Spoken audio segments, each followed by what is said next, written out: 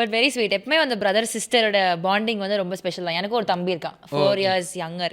So I get the equation. Torture பண்ணுவீங்களா? நான் டெஃபினட்டா ஆமாம், டார்ச்சர் நிறைய பண்ணுவேன்.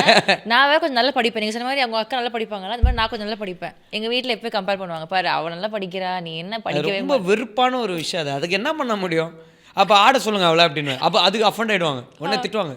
ஏன்டா படிக்க சொன்னால் ஆட தப்பால் அப்படின்னு. எங்கள் அப்பா ஒரு வாட்டி எங்கள் அக்கா கம்மியாக மார்க் வாங்கிட்டாரு, எனக்கு ரிசல்ட்டே வரல. அப்போ என் நிலமை எப்படி இருக்கணும், நியாயமாக எப்படி இருக்கணும்? அடி மாவட வாங்க போறாடா இன்னைக்கு செத்தா கம்மி மார்க்குனா டே இங்கே வாடினாரு. நான் சிரிச்சிட்டே அப்படியே போனேன், ஏற்றி விடலாம். டப்புன்னு எனக்கு ஒன்று விழுந்துச்சு. எதுனாண்ணா ஒழுங்காக படிக்கிற வயசில் படிங்க போடா அப்படின்ட்டாரு.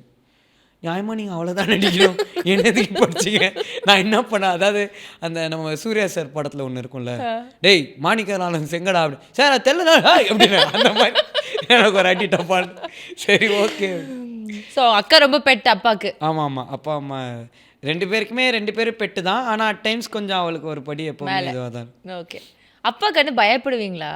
ஆமாம், ரொம்பவா? ரொம்ப பயப்படுவாங்க. எந்த விஷயத்துலாம் வந்து அப்படியே ரைடு விட்டுருவார் பயங்கரமா? அவர் ஜென்ரலாகவே ரைடு தான்க்கா விடுவார். சாரி அக்கான்னு உங்களை கூப்பிட வேணாம்னு சொல்லிட்டீங்க, சாரி என்ன மன்னிச்சிருங்க. திரும்ப வரேன். அவர் ஜென்ரலாகவே ரைடு தாங்க பண்ணுவார்.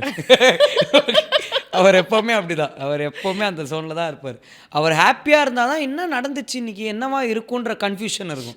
என்ன இன்னைக்கு புதுசாக இருக்கு, வாட்ஸ் த ஹேப்பனிங் அந்த மாதிரி இருக்கும். மற்றபடி வந்து ஓகே இது யூஸ்வல் தானே.